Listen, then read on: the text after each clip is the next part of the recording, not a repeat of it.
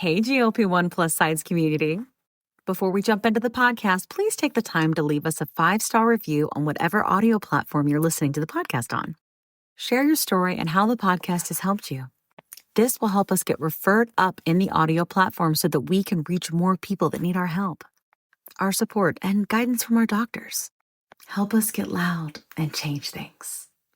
Are you interested in understanding GLP-1 medications like Ozempic, wegovy, or Mounjaro? Then join us on the Plus Sides, Cracking the Obesity Code, the groundbreaking podcast helping people change their lives one episode at a time. The Plus Sides podcast is a disruptor.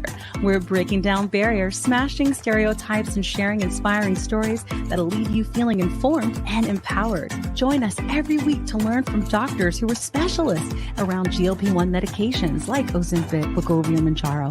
They'll provide you with science and facts to validate these incredible stories. But that's not all. We'll also bring you the voices of the GLP-1 Mounjaro TikTok community, real people who face the challenges of obesity-related diseases and disorders and discovered the incredible plus sides of GLP-1 medications. Our episodes are filled with heartwarming stories, laughter, and moments of triumph. You'll connect with our amazing community members who are reclaiming their health and experiencing their fullest lives. Are you ready to embark on a journey of discovery and empowerment? Tune in to the Plus Sides, Cracking the Obesity Code, and together we'll change the narrative around obesity and end the stigma.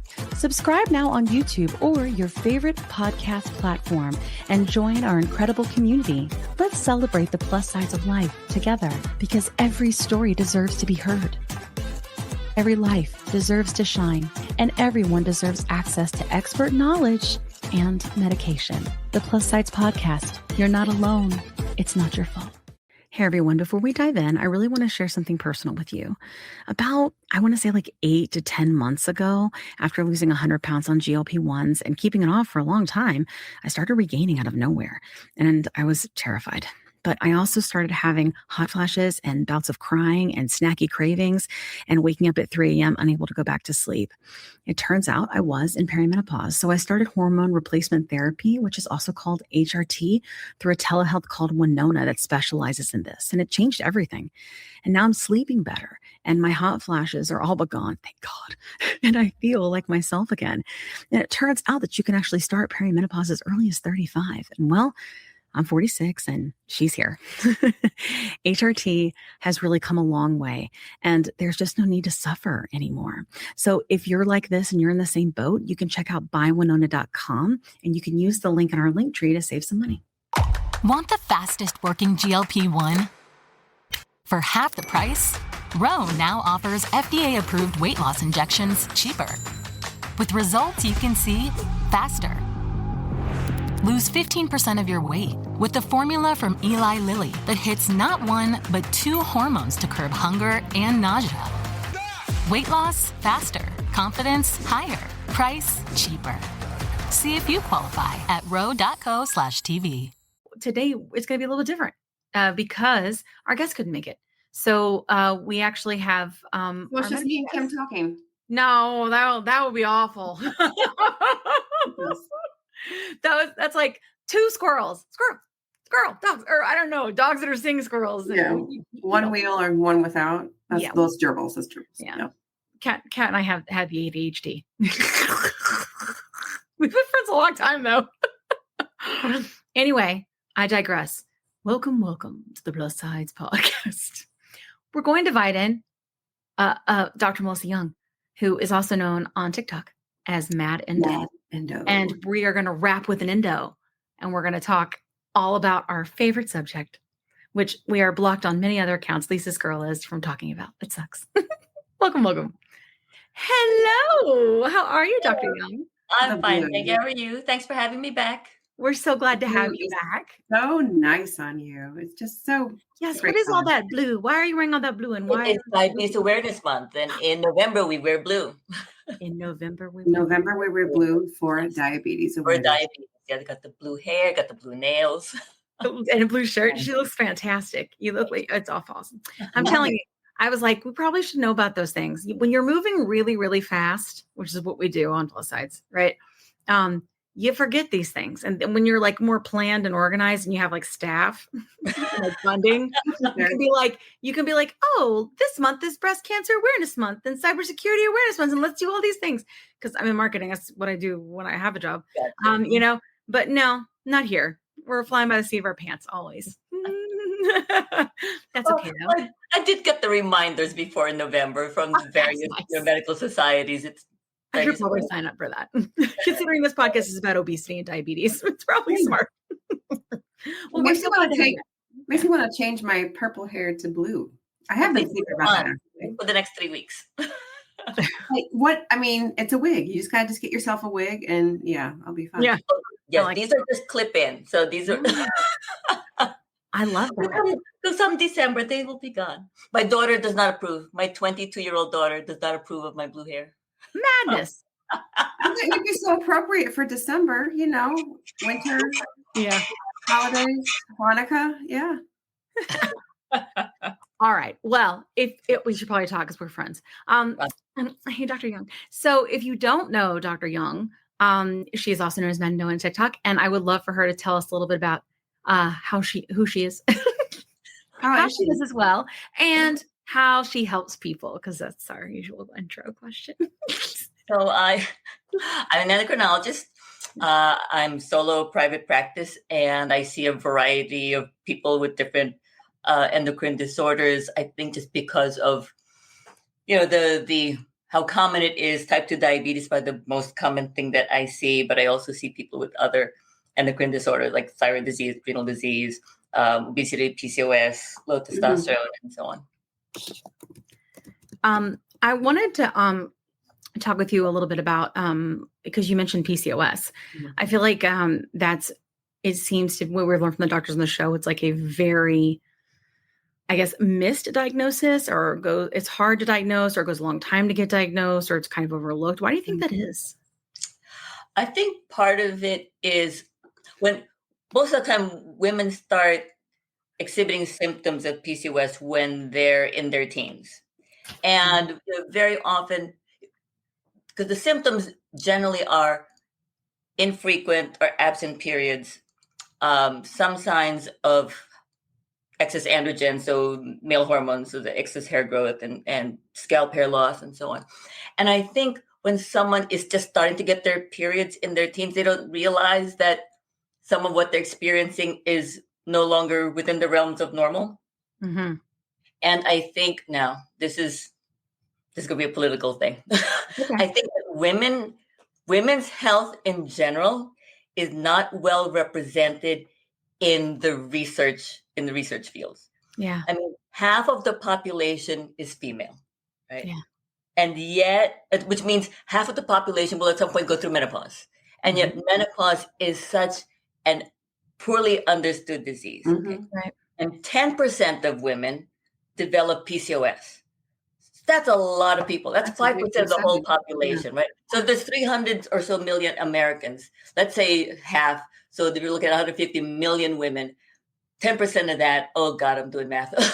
15 million, is that right? You're a doctor. You're supposed to do the math. Doctors do have to do the math. 15 million women potentially have PCOS in this country. And yet we don't have a single FDA-approved pharmacological treatment because it's crazy. Nobody bothers. Yeah, no, it's so I think nobody thinks about it until a woman is an adult. Yeah. And they're contemplating, very often it's because they're contemplating conception or things like that. I think that's when they start looking for care, but early on they don't. And a lot of women just never done. If you don't ask, no one's going to look for you. Oh, absolutely. And I would say, like, personally, too, as someone that struggled with obesity for such a long time, I mean, since I was a child, especially into my teens, and with my periods being off, they always would just say to my mom, she just needs to lose weight. She just needs to lose weight. She'll be fine. She just needs to lose weight. But I had that spare tire down below. I mean, when I was like 11, like 10 or 11, that and I've always had that. But I was always blown off. I had miscarriages and all these different things, and still you just need to lose weight. No one ran any tests. Nobody did anything. And I think that happens a lot And it bothers me because if I had been able to treat something that's an endocrine disorder when I had my son, then maybe I would have maybe I wouldn't have miscarriages, or maybe I would have been able to plan my family better because I did want more children. And I never could get pregnant again, and it's sad. Now, I will say that up until, well, like I said, there's no FDA approved medication, right? And so I think part of the issue too is there's probably a reluctance to even try to diagnose it. And much as it's, difficult to just say, you just need to lose weight. For a long time, that's really all we had. Yeah. So their defense, and not to say that it was okay, but in their defense, they probably had nothing else to say to you then except that.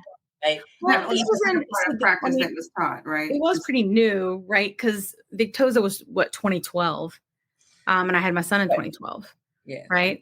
Right. And the data was 2006, I think. But even though there was some data, there's not a lot of data in using these drugs specifically for PCOS. Yeah. And even if there was data without it being FDA approved, the chances of getting insurance to cover it is really low. They don't care about metformin because metformin's cheap and they'll cover metformin because they don't even ask what it's for. Right. But when you try to get an expensive medication, they want to know what it's for. And if you don't have an FDA approved indication, the insurance company, it's easier for them to say no. Yeah. Right? If you have an indication, so for type 2 diabetes, it's easy to get Ozempic and Mounjaro covered because that's what's on the label. That's what it's for. Right. When we try to use it for reasons other than that, pretty much there is a blanket no.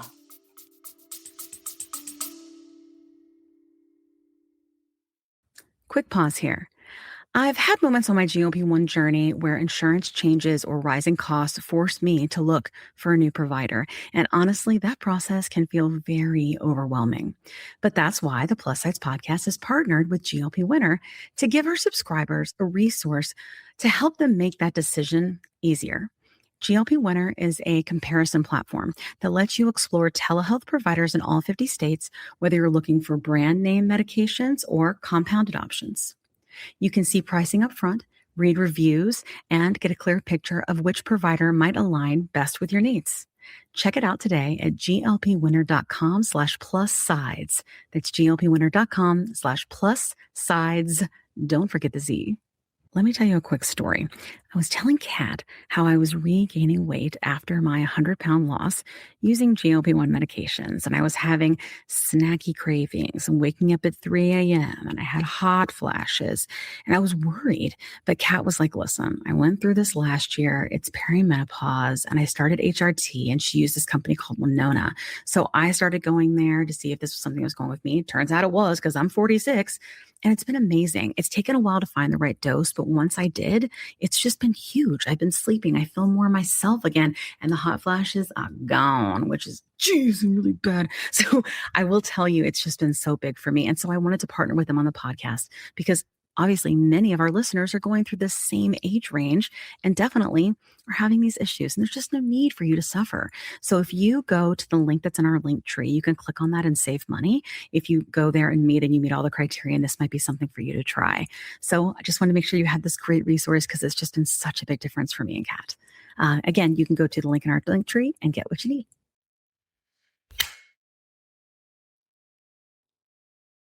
"20 seconds a week to lose 20% of your weight in a year with diet and exercise. That's the power of GLP-1s through Ro.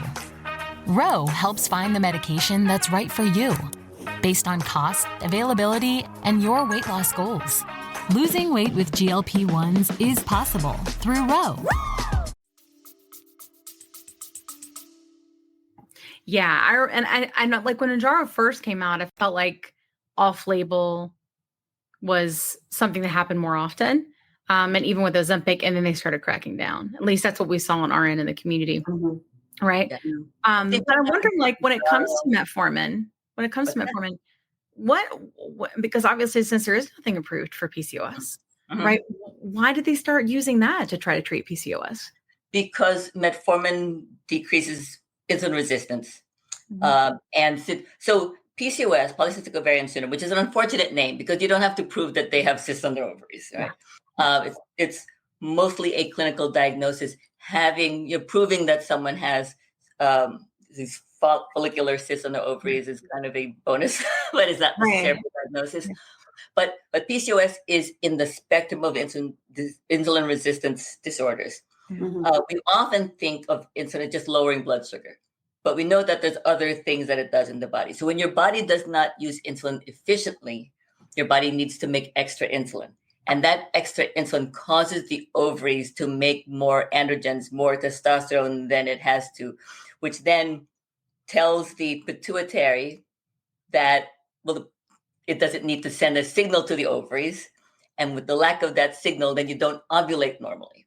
Yeah. And so all of that leads to the different symptoms that people with PCOS have. It leads to the absent or infrequent periods, the signs of increased testosterone, and the other markers of hyperinsulinism, of insulin resistance. Yeah. It sucks. Yeah. I mean, and you know what's crazy? It's like, even on the medicine, I still have these hairs. They're just so random. And it's like out my chin. And because I can't see as good as I used to, now I'll just be like in the sun and it'll be like that long. Like, I have like a tweezer in my car. This is what happens. I overshare. I have a gray one now. Mine are usually black. And like, I'll just yank it out and I'm like, here we go. People see me like, that's the best place to see it, in the sunlight. Yeah, and it starts to curl. If it's like, there's one down here that starts to curl because my hair is naturally curly. So if I let it go. Hashtag we're tired. There's not much that works well for the hair growth, unfortunately. I mean, we'll use sometimes the birth control pills are all contraceptives because it raises your estrogen, and so that balance between estrogen and testosterone changes. And so sometimes that helps some with the hair growth, and sometimes we'll use spironolactone, which technically is a blood pressure pill, but it attaches to the testosterone receptors on the cells and keeps testosterone from acting there. So sometimes we'll use that for the hair growth, but to be honest, they don't work great. Dude, basically, it's tweezers in the sunlight. That is the way through the hair. Tweezers, wax. Tweezers. Sorry, Kat, go ahead. You're fine. So I can never ask this question enough. I mean, we're just touching on it too. Touching on it. Oh my gosh, we are really just not focused this evening. Okay, so we've been recording too much. I'm sorry that I did that to us. It's okay. I'm staying focused now. Darn it. All right. So we can never stop talking about this. And so I want to touch on it like every episode is, what is insulin resistance? Why does it make us so hungry? And is there a natural way to manage it? Yeah. So like I said, insulin resistance is when the cells of the body don't use insulin efficiently. And so a lot of different tissues are affected by that. So when you make too much insulin, like I said, it alters the physiology in the ovaries. It also alters carbohydrate metabolism in the liver, but it also works on the brain. If you don't have enough insulin in the brain, because insulin tells your brain you're not hungry. But if your brain doesn't know the insulin is there, then it thinks you're still hungry. Right. So people who don't have insulin resistance, when they eat, their body makes more insulin. And that is a signal to the brain, okay, you're done now. You don't have to eat anymore. But people who have insulin resistance don't get that signal in their brain. And so that's why they're still hungry. As far as managing it naturally, so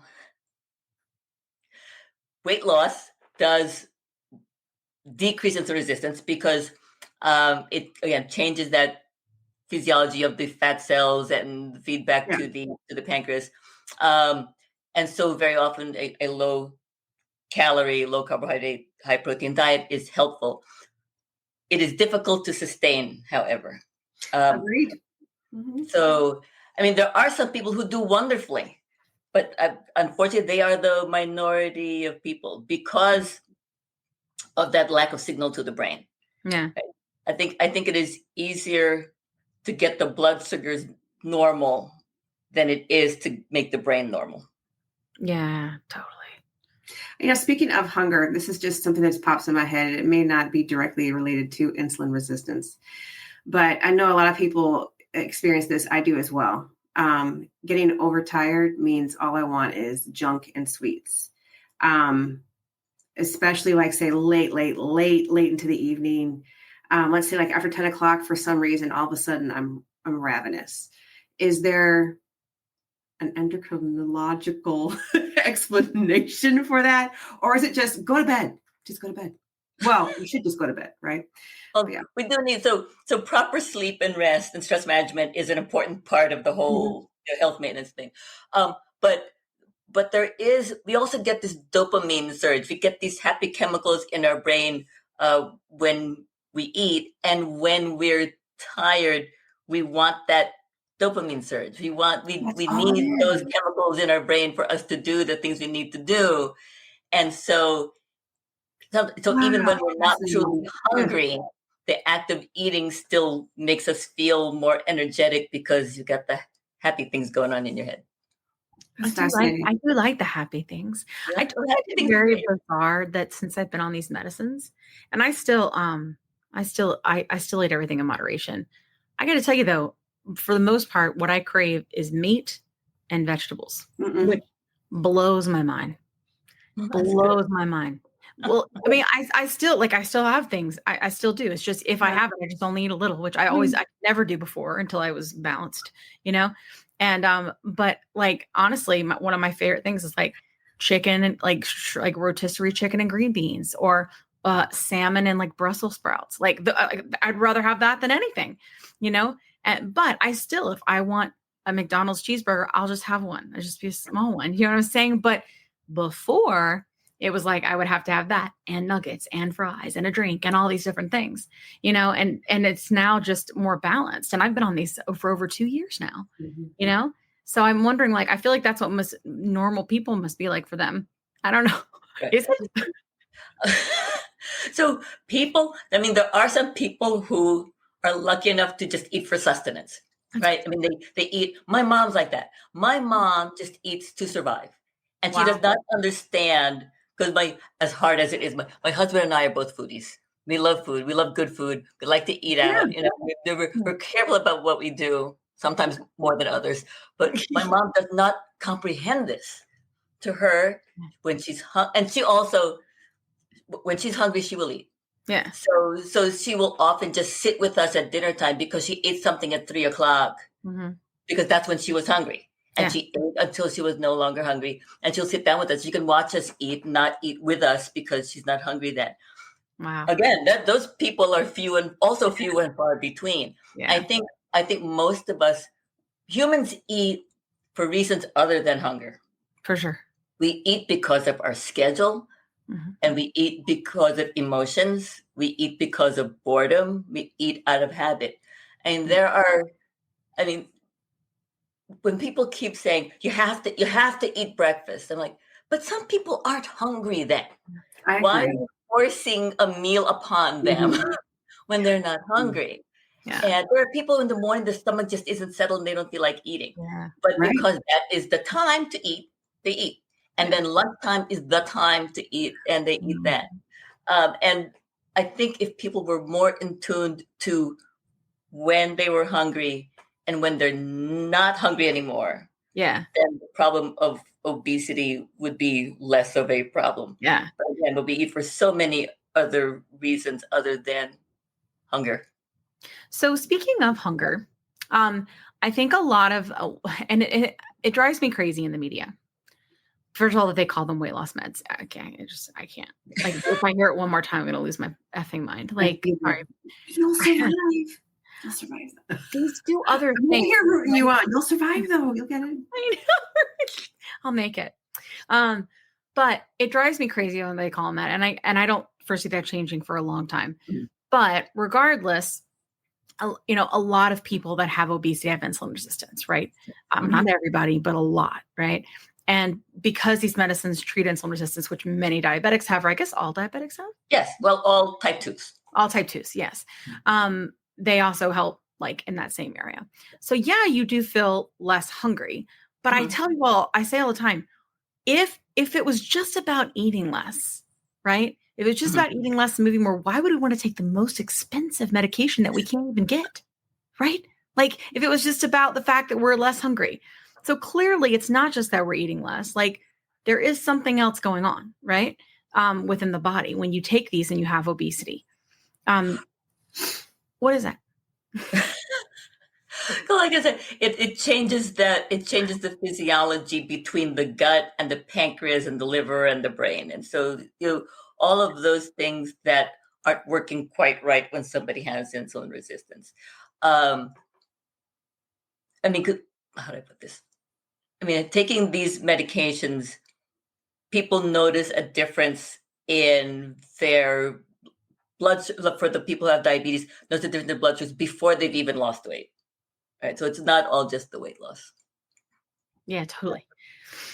We had a doctor on the show before that was a bariatric surgeon. And he was mentioning that when they were doing bariatric surgery on people, so like gastric bypass, for example, that they were noticing that people were with diabetes were literally walking out with their diabetes in remission, type 2, like when they would have the surgery. And so obviously it wasn't the weight that they had on them that was necessarily causing the type 2 diabetes, and that a lot of that had to do with GLP-1. Is that something you can expand on? We've only heard that from one other doctor. So they did notice that when people were having either gastric sleeve surgery or gastric bypass surgery, that I don't like to say that they were in remission already, but they certainly needed a lot less medication. Some of them no medication at the time that they left the hospital. Like I said, before they lost an ounce of weight because they just had the surgery.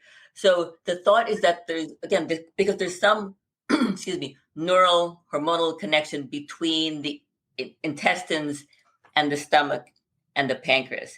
And so by having the surgery, that kind of reset those connections. Yeah. So that people were already making more insulin, less glucagon, just by having the surgery, even before they lost any weight. Wow, that's crazy. I think it's just important, like, to understand. A lot of people, and this is something like I've been trying to think about as we've gone through our journey, and we've looked. Kat and I both. And this is something to think about. So, we both still are in large bodies and big bodies. We're in small big bodies. But we're in big bodies, you know. Kat and I are both tall, and we were both, I would just say, genetically kind of larger humans. I am shrinking. I am getting shorter. Okay. Yeah, and we are. You didn't believe me at first, but yes, I don't believe. And we are at the end, right, of our hashtag Mounjaro journey. And what I mean is, we're kind of in a weird maintenance, you know. And so that being said, Kat is incredibly fit and very muscular and exercises like crazy. She's lost 70 or 80 pounds. I've lost 110 pounds. I do not exercise like crazy, but I do walk and do resistance bands. That's enough. I'll take it. I do feel weak though. I'm about to level it up. And I want, because I think me getting a little, I need to get a little strong. I want to get stronger, but I'm okay. I just want to get stronger. And you want to make sure that you maintain your muscle mass, especially as women get older, go through, when not there yet, but when you go to menopause, I'm in Perry. Yeah. Yeah. Kat's in Perry, and I are you other menopause, Kat? No, I'm in Perry. I thought you were early menopause. No, why do you have Miss Perry? So it's your Perry, my friend. So doing resistance training, muscle strength exercise is essential, for women, and most women don't. A lot of women just do cardio, and that's just not enough. No, I feel like too, like in I think in general, like I don't like gyms. So Kat was like, just do things. She taught me some things to do at home. Just stuff at home. You don't have to do it. Yeah. Which I think is good. But I do think I need to, I'm feeling weak. I feel like I need to up level it. So. YouTube is full of exercise videos, full of programs, full of, it is awesome. Even on Amazon, you want your Amazon Prime. Yeah. There. Well, I think that it's interesting, like as some people who have been here for a long time, like creating, I think a lot of people think that they're going to be in small bodies when they're done with this. you know? And I would love to understand a little bit more about why that's not true.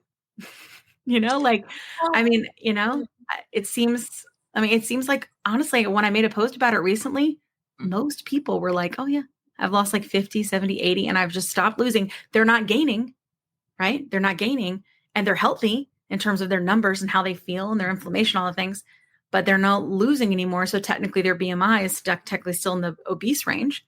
Why do you think that is? Or why? I think there's a few things. I think that people, depending on the severity of the obesity and the chronicity, how many years they've had it, will reach a certain plateau. And there will still be some excess adiposity for a lot of people because because in the absence of these meds, even getting to that point, losing the 50 pounds is nearly impossible for many people. Because the body decides once you reach a certain weight, your body says, well, this is where you're supposed to be. And every time you try to lose weight, your body brings you back here. Yeah. So when you are able to force it down, with assistance, your body's like, it's still trying to kind of bring you back up, but you're able to keep it steady. So I think that most people will reach a certain plateau. I think that's part of it. The other part is some of the excess weight is just skin and connective tissue. Right? Because things get stretched out, and even if you tighten the muscles, there's still going to be some excess skin there. I mean, if you're really young and the amount of time that you've had the obesity is short, then you're able to shrink the skin too. But for people who have had obesity for 20, 30, 40 years, you're probably not going to shrink back. The skin's probably not going to shrink back.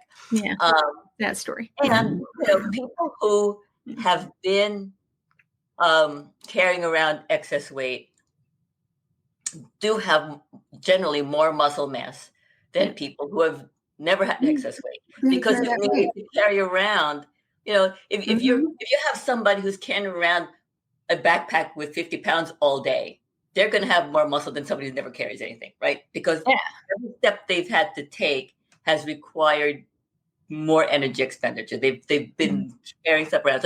So part of that excess weight is also going to be some muscle that someone who'd never had obesity might not have. Yeah. I saw one of the doctors, I don't know if you followed Dr. Galindo, but she's an obesity doctor and has obesity. And she actually posted that in like their Sermont trial, I think it was phase 3, that it took they were looking at over 3 years, and on average, people lost about 50 pounds over 3 years. But I think that really people think I'm going to lose 100, I'm going to lose 200. They really think that's what's going to happen. And it sounds like on average, that's not the case at all. But 50 pounds is a lot of weight. I did hear Jillian Michaels was running her mouth again on an interview, and she was like, so big deal, they lose 45 pounds, and then while 45 pounds can be life-changing for people in terms of movement. Absolutely. I mean, from a health standpoint, 5 to 10% weight loss can make a huge difference in diabetes, blood pressure, cholesterol, sleep apnea.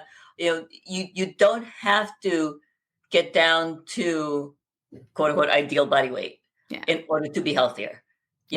But many people struggle with just the 10%, right? So taking these medications to bring them down that 10%, maybe 20%, maybe 30% is huge. And I don't think that, and people need to have realistic expectations of these medications, just like the same way they need to have reasonable expectations for weight loss surgery. For sure. Because if someone thinks that they're going to get down to a size 0, after having had 150 extra pounds of adiposity, I think that's an unreasonable expectation. Yeah. I think people need to look at this obesity treatment as a means to get healthier and stay healthier, and not to get to a certain size. Yeah. Because, I was thinking about this the other day. Up until the approval of these newer anti-obesity medications, wegovy and zepbound, there were so many people out there yelling about fat phobia. And so people when I would talk about helping people lose weight, I would be accused of forcing people to try to lose weight and being fat phobic. And I'm like, well, I'm fat phobic in the sense that I'm afraid that people with obesity will get sick, but I'm not afraid of the people. I'm not against the people. I'm against their disease. But now that we have actual treatments that work, all that's quieted down now, because I think people have realized, oh, we can do something about this. But I also think that people need to realize what the purpose is of treating. Right? And like I said, it's to avoid the complications of the disease. You may not eradicate it completely, but at least you are in a body that is healthier. In the same way, when people have diabetes and they're being, I can't make your diabetes go away, but I can keep you from getting, hopefully, heart disease, kidney disease, eye disease. Yeah, absolutely. Yeah. I mean, that's the goal, right? Or fatty liver and all of that. I mean, I think that the reason that we think that way, and this is, it is our show, Kat, we're going to say, is because of diet culture. Okay. So ultimately, right. And especially if you've had obesity for a very long time, like Kat and we've always been genetically larger, and had the weight. And even though both of us were quite active growing up, even then, everything was about the scale. And like recently I've been asked, like, Kim, you really should find places to speak and talk about this. Right. And I'm like, but I'm nobody. Like, I'm not a big person that got skinny. I'm just a marketer that takes this and has a pot. You know what I'm saying? Like and they were like, no, like the story is important. Right. And so I was trying to think of like how to talk about it. And ultimately at a very young age, I was dieting. Right.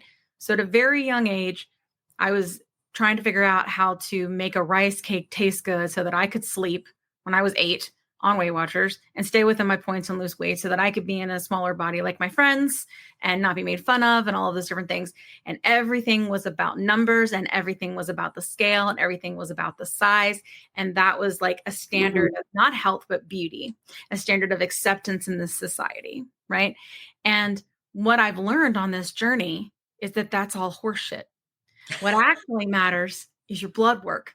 What actually matters is how you feel in your skin and being able to move your body without pain, right? But I didn't think that in the beginning.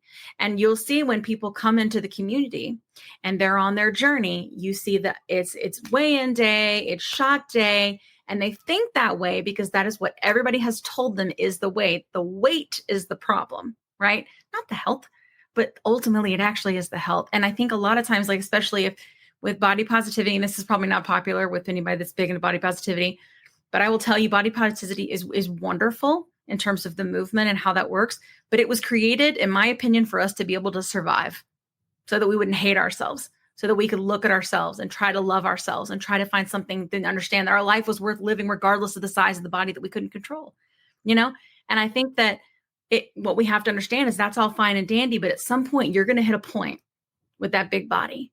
And it's going to hurt.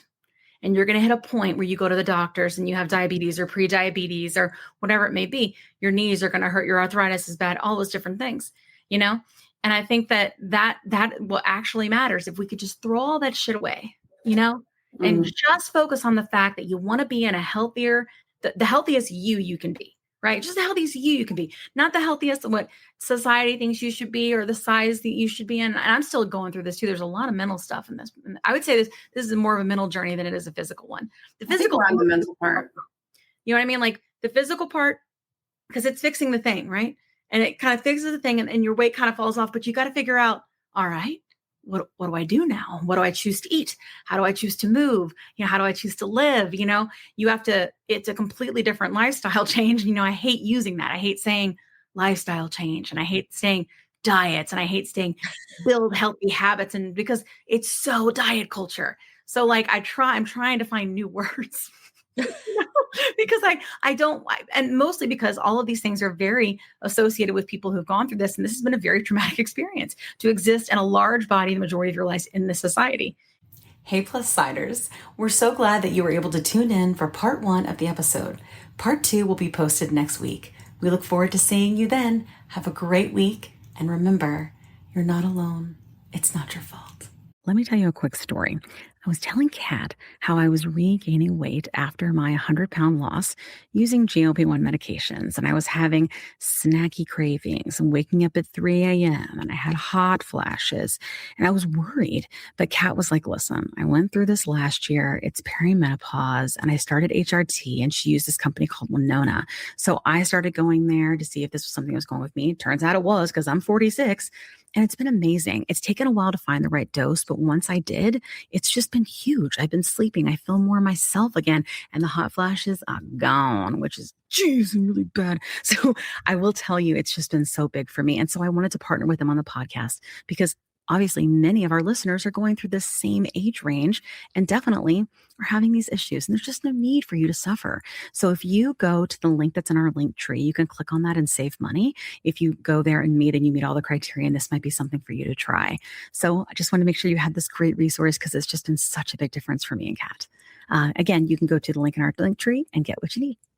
Today's episode is brought to you by Ro, a telehealth platform that's changing the game of GLP-1 access. What sets Ro apart?